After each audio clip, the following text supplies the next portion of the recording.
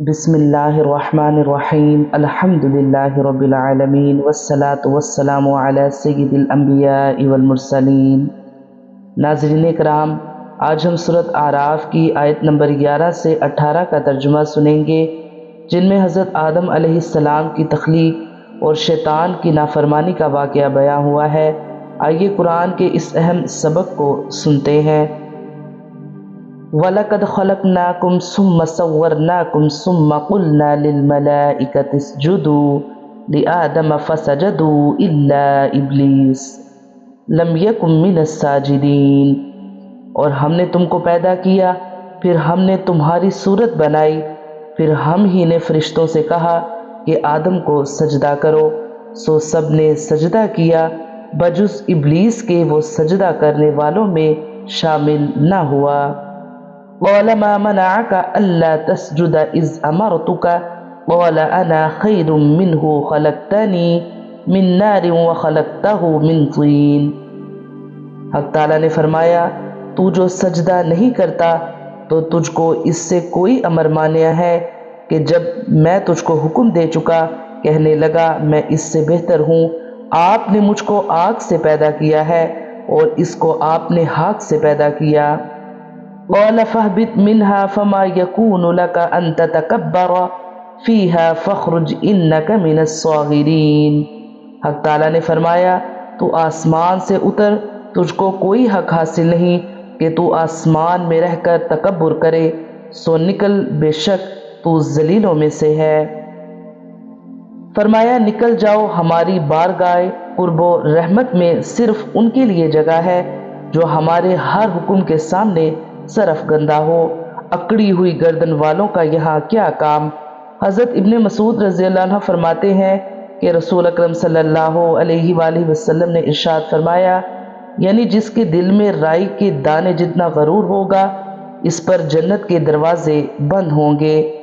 صاغر اس ذلیل و حقیر کو کہتے ہیں جو اپنی ذلت اور پستی پر خوش ہو۔ اس سے معلوم ہوا کہ اللہ تعالیٰ کا نافرمان ذلیل و حقیر ہوتا ہے۔ شیطان کس مقام عزت پر فائز تھا، اور جب حکم الہی سے سرتابی کی تو ذلت و رسوائی کی پستیوں میں پھینک دیا گیا۔ قال انظرنی الی یوم یبعثون۔ اس نے کہا، مجھ کو مہلت دیجیے قیامت کے دن تک۔ حکمت الہی کا تقاضا یہی تھا کہ اسے مہلت دی جائے، اور جب تک یہ دنیا موجود ہے اس وقت تک حق و باطل کی آویزش جاری رہے، اس لیے اس کی درخواست قبول کر لی گئی۔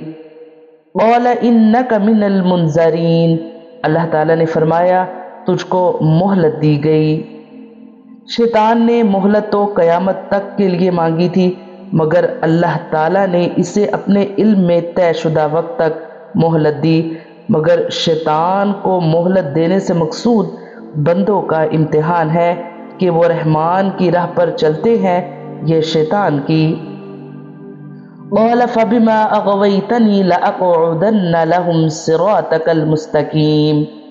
اس نے کہا، بس سبب اس کے کہ آپ نے مجھ کو گمراہ کیا ہے، میں قسم کھاتا ہوں کہ میں ان کے لیے آپ کی سیدھی راہ پر بیٹھوں گا۔ شیطان نے اپنی بدعملی کی ذمہ داری خود قبول کرنے کی بجائے معاذ اللہ تعالیٰ کی تقدیر پر ڈالنے کی کوشش کی۔ حالانکہ تقدیر کی وجہ سے کسی کا اختیار سلب نہیں ہوتا، تقدیر کا مطلب ہی یہ ہوتا ہے کہ فلاں شخص اپنے اختیار سے فلاں کام کرے گا۔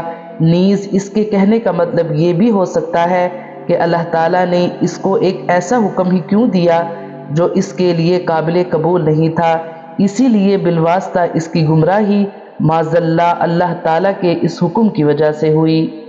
ثم لآتیناہم من بین ایدیہم ومن خلفہم وعن ایمانہم وعن شمائلہم ولا تجد اکثرہم شاکرین۔ پھر ان پر حملہ کروں گا، ان کے آگے سے بھی اور ان کے پیچھے سے بھی، اور ان کی داہنی جانب سے بھی اور ان کی بائیں جانب سے بھی، اور آپ ان میں سے اکثر کو شکر گزار نہ پائیں گے۔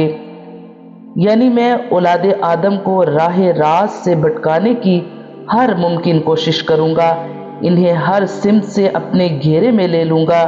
شکوک و شبہات کے کانٹے چبوؤں گا، ان کے سامنے نیکی کے راستے میں صدِ سکندری بن کر کھڑا ہو جاؤں گا۔ قال اخرج منها مذءوما مدحورا لمن تبعك منهم لأملأن جہنم منکم اجمعین۔ اللہ تعالیٰ نے فرمایا کہ یہاں سے ذلیل و خوار ہو کر نکل جا، جو شخص ان میں سے تیرا کہنا مانے گا میں ضرور تم سب سے جہنم کو بھر دوں گا۔ اللہ تعالیٰ ہمیں تکبر سے بچائے اور قرآن کے پیغام پر عمل کرنے کی توفیق عطا فرمائے، آمین یا رب العالمین۔ جزاک اللہ خیر۔ السلام علیکم۔